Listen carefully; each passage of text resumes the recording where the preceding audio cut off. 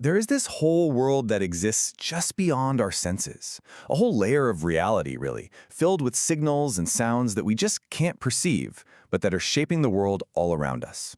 So today, we're going to dive into one of those hidden dimensions, the world of ultrasound. Okay, so when I say ultrasound, this is probably the first thing that pops into your head, right? That grainy black and white picture of a fetus, that very first peek at a new life. It's a medical miracle we kind of take for granted. But this is just one tiny piece of a much, much bigger and more fascinating story. So here's the big question for this whole explainer. What in the world does that medical image have in common with a bat snatching a moth out of the night sky? Or a submarine mapping the ocean floor? Or even something as simple as an automatic door swinging open for you? Believe it or not, the answer is the same for all of them. A sound you can't even hear. To really get that connection, we first need to understand the sound itself. And this is where the science gets really, really cool. It's actually pretty simple. Ultrasound is just sound that's pitched way too high for our ears to pick it up. The official cutoff is 20 kilohertz, or 20,000 vibrations a second. Anything above that, well, for us, it's just complete and total silence.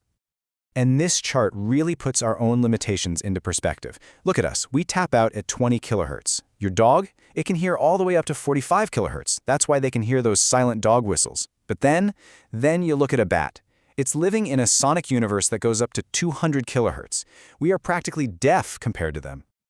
And it took us humans a while to catch on. It really started back in the 1790s when Lazzaro Spallanzani figured out that bats basically see with sound. Then came stuff like the Galton whistle, made just to test the limits of hearing. But the real game changer was World War I. That's when Paul Langevin figured out how to use an ultrasound device to hunt for enemy subs.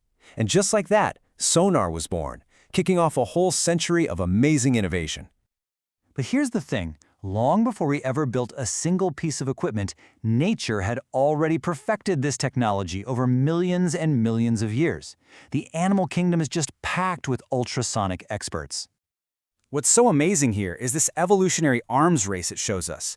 You've got bats and porpoises using sound to paint a picture of their world. So then moths and beetles evolved ears that could hear the bats coming. But get this. Some tiger moths took it a step further. They can actually blast out their own ultrasonic clicks to literally jam the bat's sonar. It's like an invisible war being fought in a soundscape that we can't even perceive.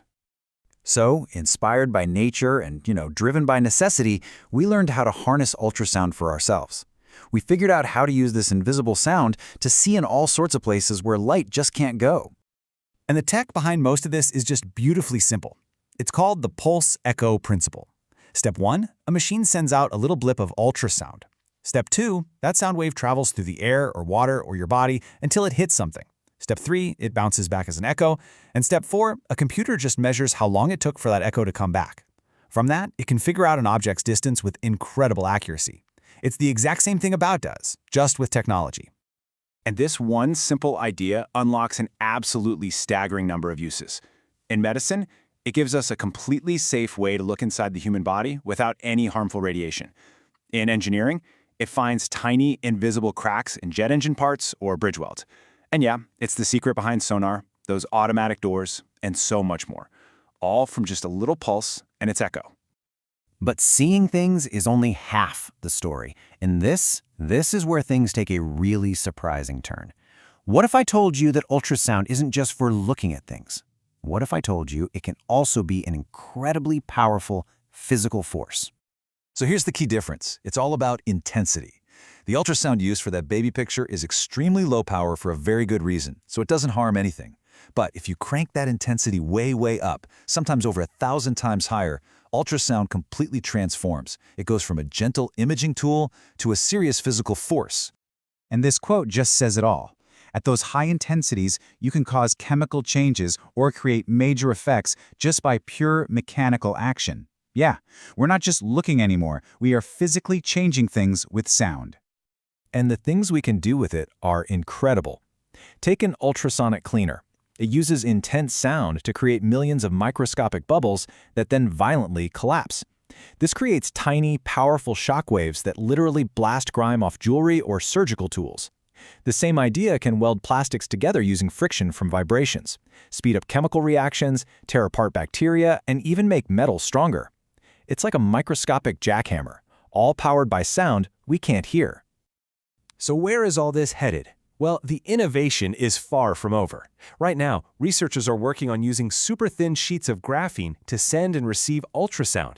Why? Because it could finally give us a way to have high-speed communication deep underwater, a place where radio waves just can't go. So from a baby's first picture to a bat's nightly hunt, from cleaning your jewelry to maybe one day communicating in the deepest parts of the ocean, ultrasound is this perfect example of a hidden world operating just outside of our senses.